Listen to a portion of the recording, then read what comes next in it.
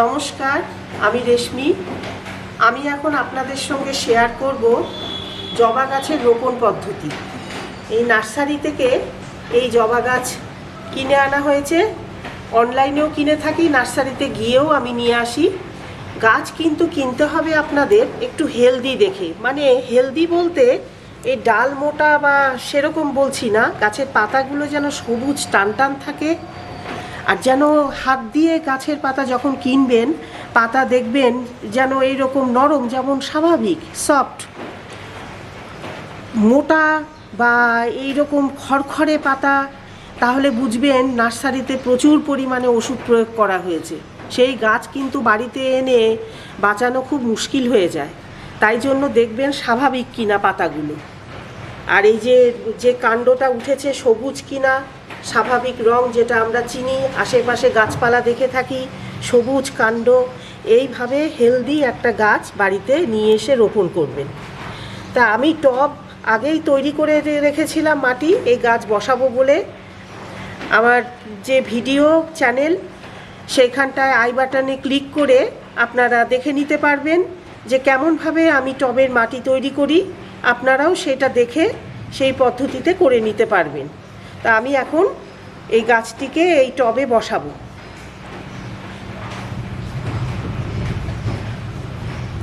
প্রথমে একটু জায়গা করে নিচ্ছি মাঝখানে।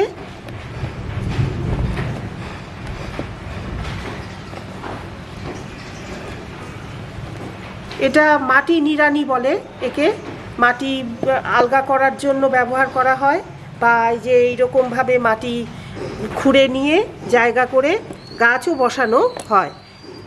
এর বিভিন্ন রকম আকারে পাওয়া যায়, যেখানে লোহা লস্কর, সেখানটায় কাঁচি ছুরি দা পাওয়া যায়, সেখানে গেলেই পাওয়া যায়। সামান্য একটু জায়গা করে আগে দেখে নেব যে ঠিক করলাম কি না। আরেকটু জায়গা করে নিতে হবে।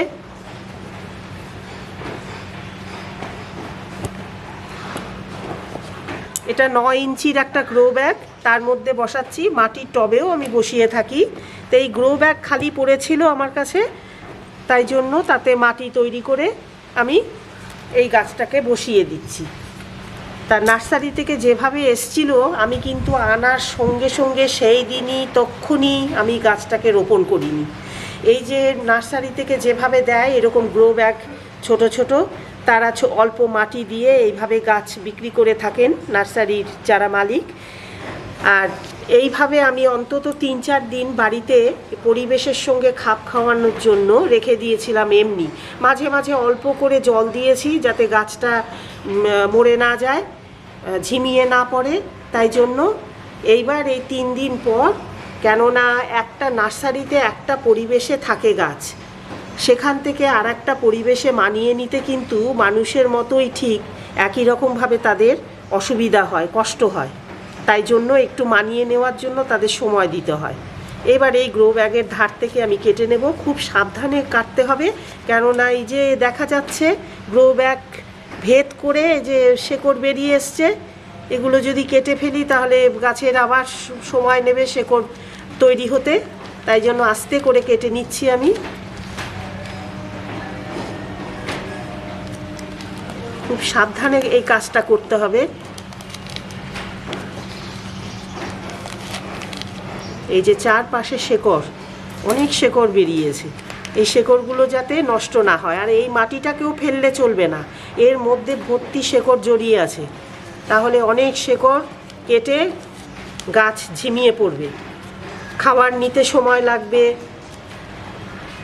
এই যে এমনভাবে তলাটা খুলতে হবে যাতে শেকড় একটুকু নষ্ট না হয়। এই যে এটা কিন্তু ছিল না, এমনভাবে আমাকে টান দিয়ে নিতে হলো।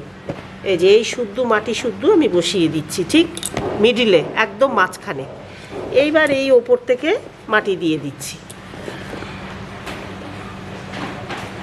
মাটির নিচে যেসব কিচেন কম্পোস্ট ছিল, আসলে কিচেন ওয়েস্ট যেগুলো শাকসবজির আমি দেখিয়েছি যেগুলো আগে অন্য আর একটা ভিডিওতে, সেগুলো এখনও ডিকম্পোস্ট হয়নি। এইবার জল পড়বে গাছে, তাতেই হয়ে যাবে। দিন-15-র মধ্যেই এই ঝুরঝুরে মাটির সাথে মিশে সুন্দর একটা কম্পোস্ট তৈরি হবে, গাছও খাবার সংগ্রহ করতে পারবে।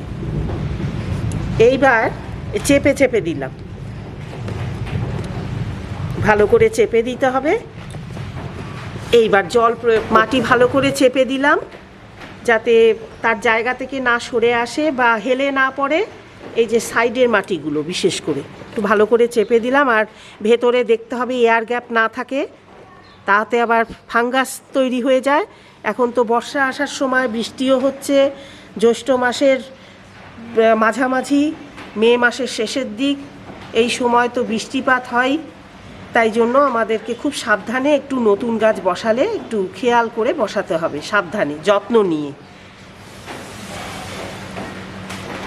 এইবার এই যে ড্রেনেজ সিস্টেম ভালো রাখতে হবে, আমি এটা সমানে বলে থাকি, তলায় যেন ছিদ্র করা থাকে যাতে অতিরিক্ত জল বেরিয়ে যায়, না হলে কিন্তু শেকড় পচে যাবে জল জমে থাকলে নিচে।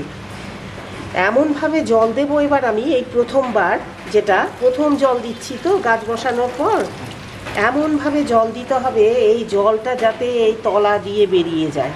এটা প্রথমবারের কথা বললাম আমি, এটা বারবার যখনই জল দেব তখন কিন্তু নয়।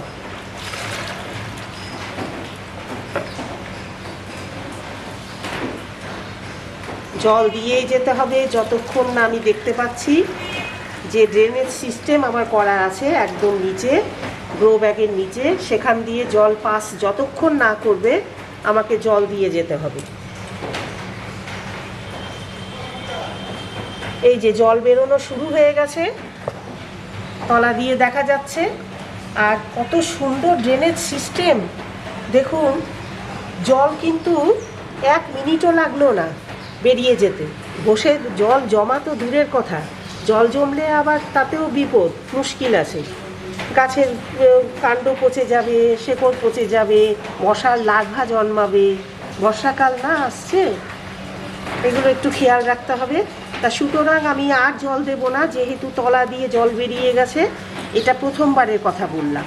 এরপর থেকে যখন গাছের জল প্রয়োজন হয় আমাদের খেয়াল রাখতে হবে যে উপরের মাটিটা বেশ কিছুটা, মানে 1.5 থেকে 2 ইঞ্চি মতো হাত দিয়ে দেখতে হবে মাটি নাড়াচাড়া করে, বা ওই যে মাটি খোঁচানোর যেটা নিড়ানি দেখালাম, এইটা দিয়ে দিয়ে সাইড দিয়ে, একেবারে সাইড দিয়ে, এইখান দিয়ে না, তাহলে শেকড় ছিঁড়ে যাবে। এই সাইড দিয়ে দিয়ে নিড়ানি দিয়ে দিয়ে মাটি আলগা করে দেখতে হবে যে কতটা শুকিয়েছে।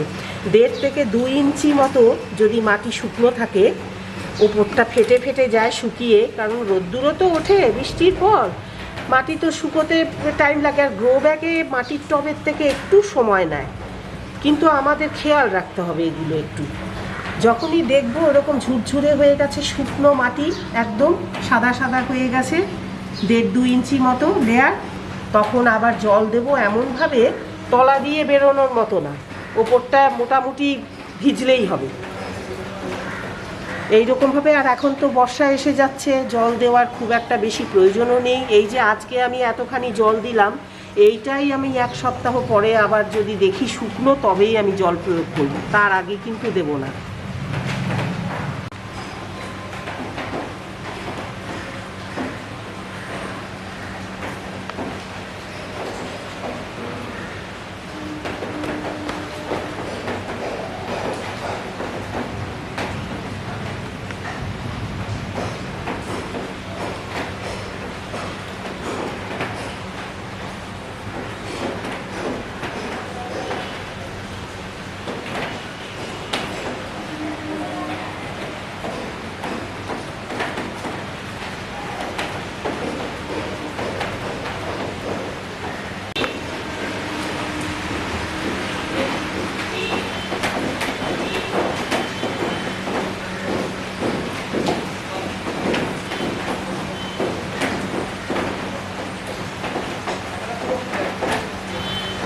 জল দেওয়া হয়ে গেল গাছে। তা এটা আমার হলদে জবা গাছ, ডবল পেটালের। কিন্তু এই গাছটিকে, এই যে রোপণ করা হলো, আমি কিন্তু এখনই খোলা জায়গায় রাখবো না, মানে অতিরিক্ত ঝড় বৃষ্টি বা রোদ লাগলে চলবে না। আমাকে শেডের তলায় রাখতে হবে 7 থেকে 10 দিন। তার মধ্যেই এই গাছটা যে টবে বসালাম আমি গ্রো ব্যাগে সেট হয়ে যাবে, শেকড় সেট করে নেবে গাছ। তারপর আমি 7 থেকে 10 দিন পর খোলা জায়গায় রোদ ঝড় জল বৃষ্টি লাগলেও তখন কোনো ক্ষতি নেই, সামনে নেবে গাছ। তার আগে কিন্তু সময় দিতে হবে তাকে এই নতুন মাটির সাথে সেট হওয়ার জন্য।